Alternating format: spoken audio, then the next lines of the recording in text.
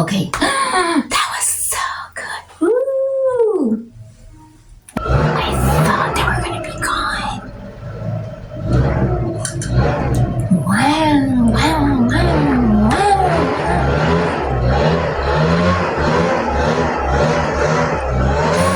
wow. So I had totally made a script for this video. However, I accidentally threw it away. So we're gonna go ahead and figure this out on our own, which I think we can do. Welcome to the Sister. This is Melissa, Tara's mom. You're going to be able to find this video in the playlists, Lifestyle and Parenting, and another playlist that I named School and Education, something like that. You're going to be able to find those links in the description below. A little bit hot, but delicious. So as a new middle school parent, you're probably really concerned about how things are going to be. Like maybe your child has just entered 6th grade, maybe 7th grade, but even in 7th grade, you may still have some questions about how to handle possibly this school year a little bit better. What are some resources that you can use, especially for math? Stay here with me. So I do highly recommend that you attend open house events, and the reason is because you're going to be able to have a chance to ask those teachers the questions that really concern you the most. For example, on the past open house that we had it really recently, just a few days before school started for Tara. I got to talk to basically, I'm going to say 90% of all the teachers. And particularly, I had questions for her new math teacher because of a very huge transition that Tara had been going through over the summer. So Tara was taking 6th grade math, for example, right? And then so she passed her grade level, with average grades. She did struggle a little bit in the beginning, but all the state testing scores came out average. So I had a talk with her teachers, and of course with the approval of the principal. We had her to be able to skip the math for 7th grade, I guess, 8th grade, I guess, and now she is going to be studying algebra for 9th grade.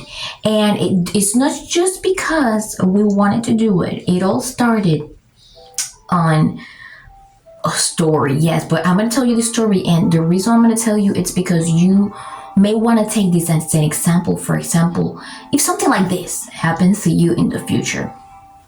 Okay, so last year when Tara started 6th grade, and I'm going to tell you from the bottom of my heart my opinion on this, because I do have a little bit of background in teaching. I have a bachelor's degree in education, and even though I'm going to say my only experience with teaching lasted up until 2009. I think it lasted up to 2009, 2010. I graduated 2007, and it lasted up to 2009, 2010. I decided to go in a different direction. I didn't think it was going to be my kind of thing. But with that, I decided to myself assess the way that things were happening with Tara's math learning. So I came to the conclusion that I didn't think that Tara was in the right environment. I didn't think she was going to be a good match for the personality of the teacher and how the teacher would address certain things.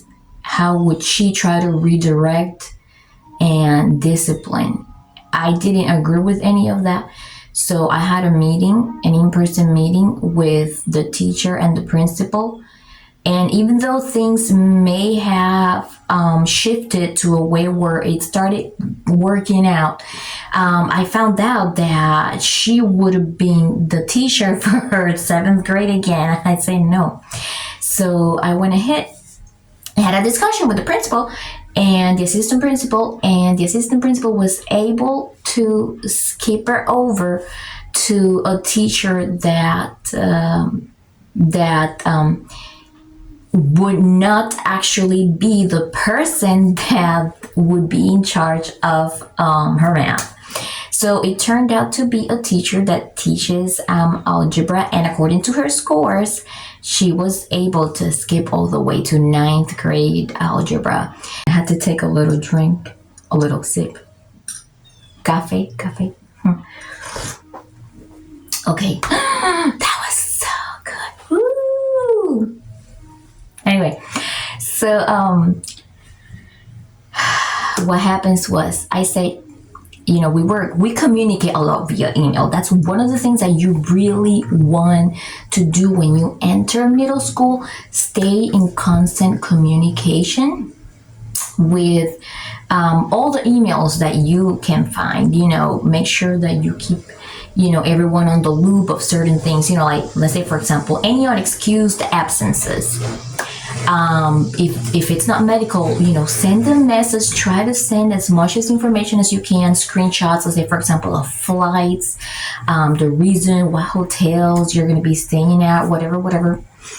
It's important that they have that information, even though it's unexcused, because sometimes along the road, if it becomes like a repeated occasion, then they know where you're coming from, and they know that you're a responsible parent that makes sure that your child gets their homework completed, and so and so. So communication is very, very important. And somebody's mowing the lawn. I don't know if I should wait or what. Can you hear it? Maybe I should wait. I don't know.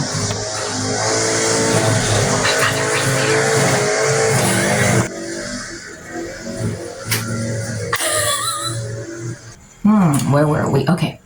So stay in touch with principals, assistant principals, attendance clerks. Let them get to know you. And then, for example, like how I did, I attended the open house. If you're not able to attend the open house in the beginning of the year, no shame in the game. Request. I don't know why I'm a little bit laggy. Hold on. Okay, let me test and see if it's better. Yeah. So in the beginning of the year, request a meeting, a short meeting, and just say, hey, it's I understand that it's right now super busy, but I just want a really quick meeting. I have just a couple of important questions. You really want to establish that from the very beginning, especially if you know that it's a specific class that your child may struggle with. In our case, I decided to really ask good questions to the math teacher, algebra teacher, parentheses, So when I was there, there was a group of parents, because they walk in and out and they go to the other classrooms. I asked him, I would like to know, what is your policy when it comes to a student asking questions whenever they have a concern about a learning process for a certain equation or whatever. And the teacher immediately responded very firmly, and he said, there is no timestamp on that.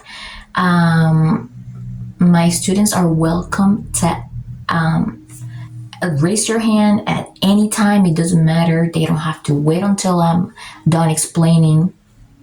Just raise their hand.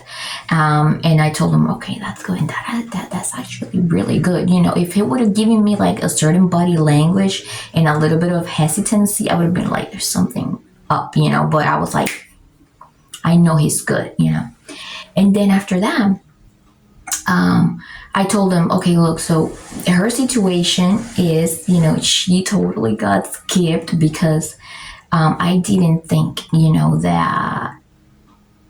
the teacher that was supposed to be for her again this year would be a good fit for her, for the right learning environment for her.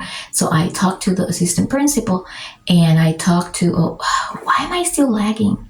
And I talked to also the principal, and that combined with her state testing requirements, they were able to skip robo to algebra. However, I wanted to highlight that to the teacher. We studied a little bit of algebra throughout the summer, and he went like, he interrupted me, and he, like went like that in front of the parents. And that's what I always tell all my students. You take math outside the classroom too. You don't just study math in the classroom. You take it outside. I'm like, he is good. He is good. So then,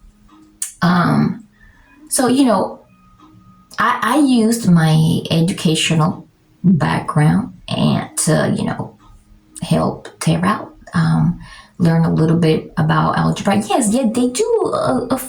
They do give you hints of algebra and pre-algebra here and there.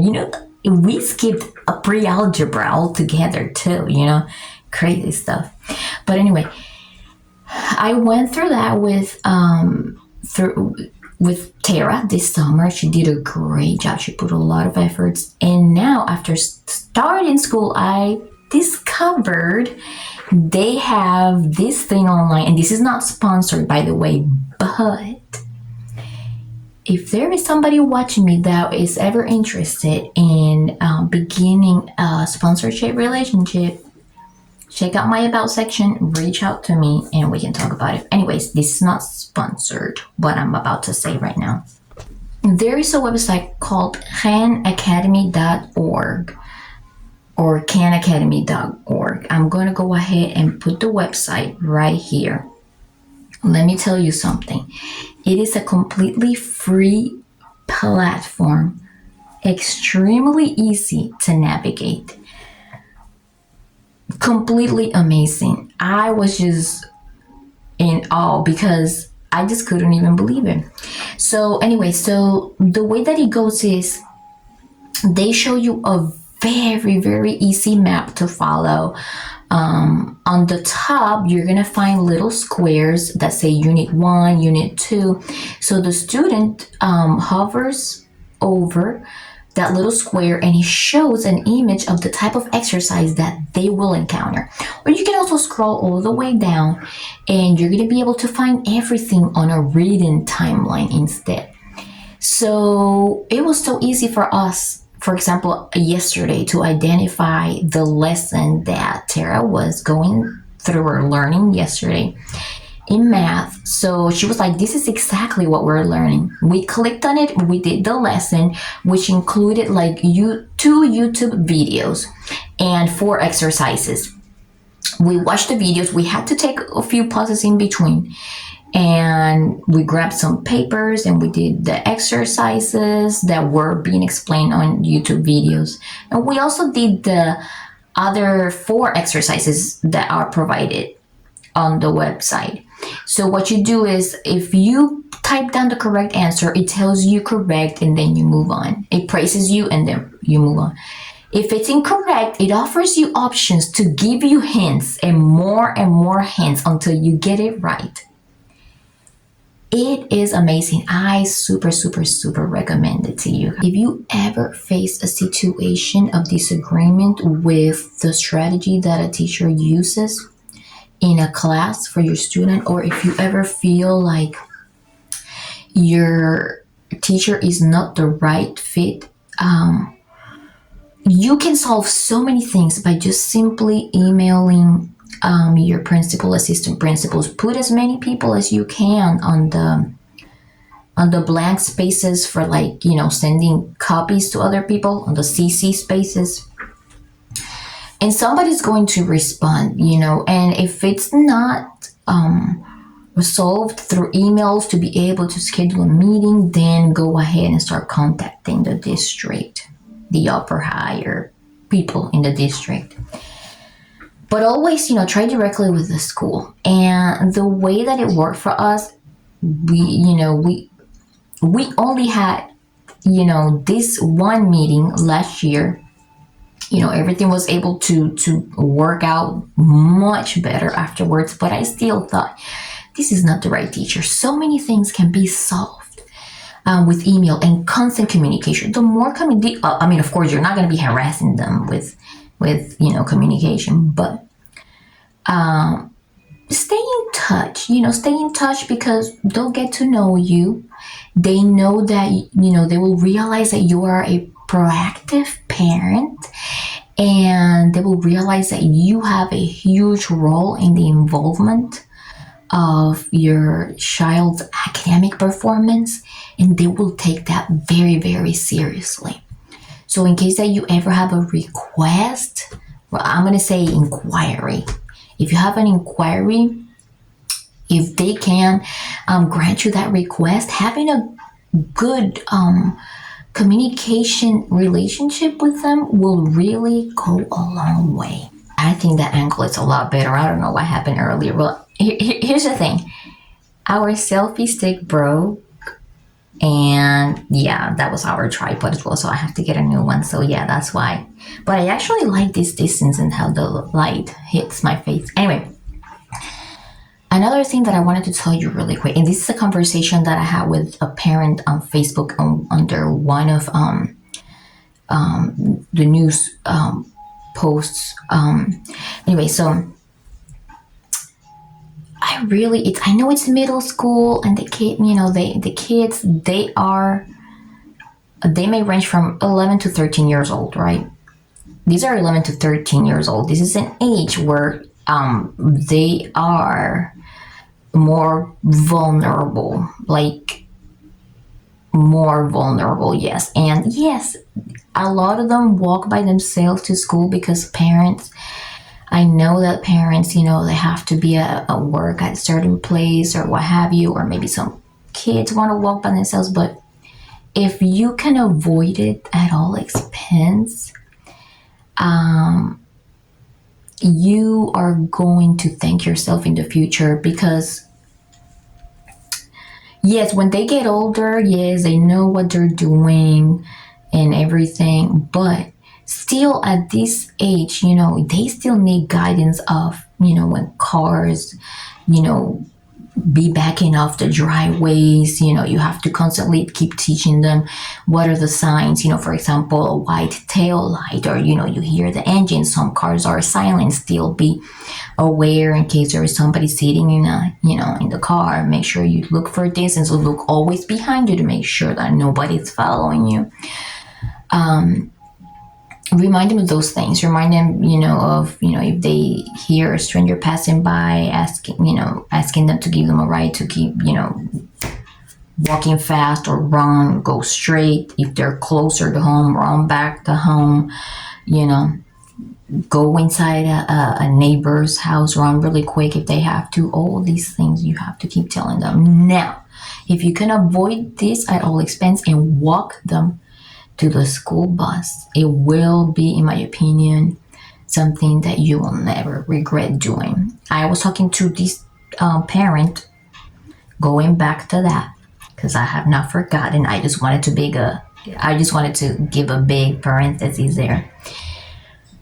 There's this one parent that was telling me, okay, I can't afford no, she said something like, I can't take my student. There goes the oh Lord, the trimmer. I think that's the trimmer.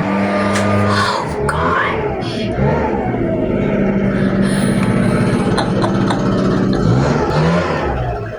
I thought they were gonna be gone. Wow.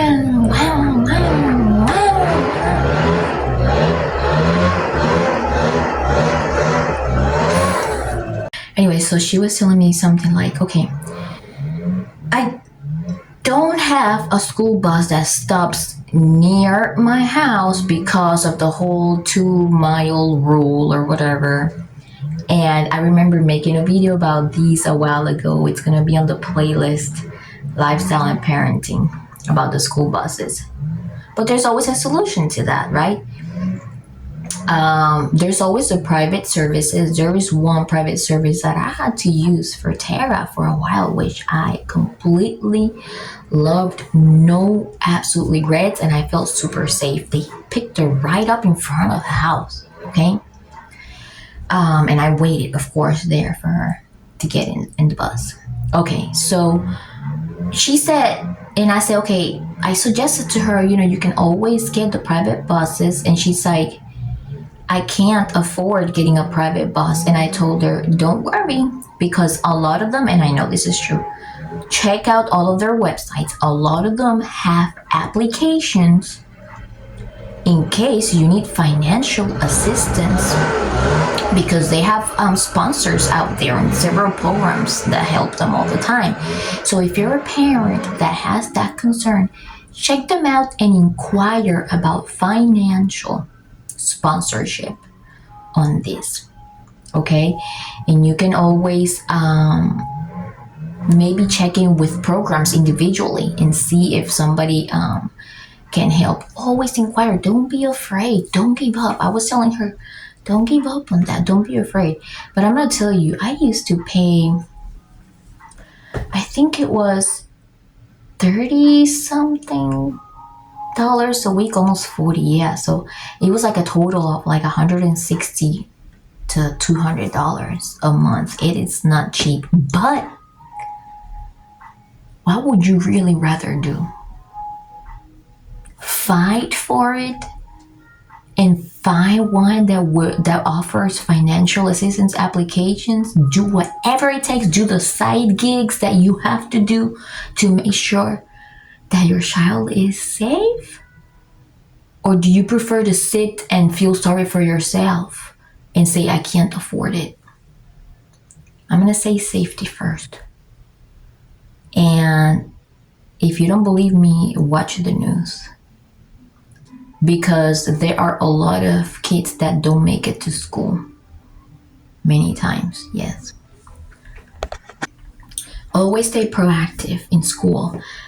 Make sure you show your face as much as you can, concerts, Christmas plays, whatever it is, show your face. Let them know that you are keeping an eye, don't be, like like a grumpy person, but show your face, and show up.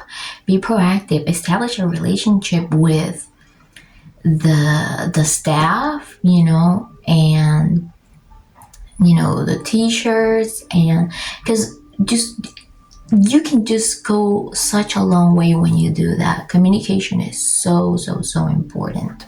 I really encourage other middle school parents to tell their kids, and oh my goodness, I'm gonna include the disclaimer in my description, by the way. But this is no professional legal advice, no professional financial advice, no professional mental health advice, no professional life coaching advice. I'm no professional psychologist or nothing like that. But I do encourage parents to always remind their kids, please stay hydrated, especially with these extreme temperatures. Make sure you pack a bottle of water to remind your kids, to please stay hydrated. Remind them of the dangers of people that bring things that are not supposed to be bringing, reporting them quietly, not necessarily confronting them in public, because that could create chaos and escalate things. Go quietly to a teacher and let them know. If there's a teacher that's doing something they're not supposed to be doing, go quietly and report it to somebody else, and then report to you as the parent, right? Let them know how different illicit substances look like. Remind them that fentanyl may look like a white powder, may come in like rainbow colored candy stuff. Some candies may be laced with, for example, marijuana. Make sure that they don't take anything that's open from in an open package or in a weird looking packet. Remind them that how cocaine looks like. Remind them how needles can look weird, how heroin liquid may look like. anything that you can think of, remind them as best as possible, and remind them of the repercussions that they may face, because all these things are in the manuals, but you know what the things are that come out mostly in the news. So take opportunities to like constantly remind them. If you see a news clip coming out, use that opportunity to have a talk with them. And this may sound obvious to like a whole bunch of people out there, but it's a good reminder. This is a good refresher. If you haven't done it, go ahead and do it. There's no shame on it.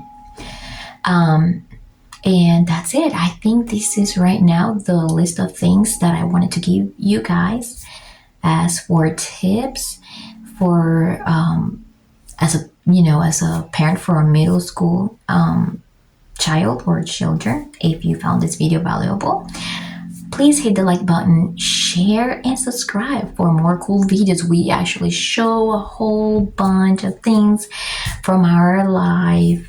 We share our journeys. We take you with us through YouTube on our trips. So you're going to have a whole lot of fun with us. See you soon. Bye.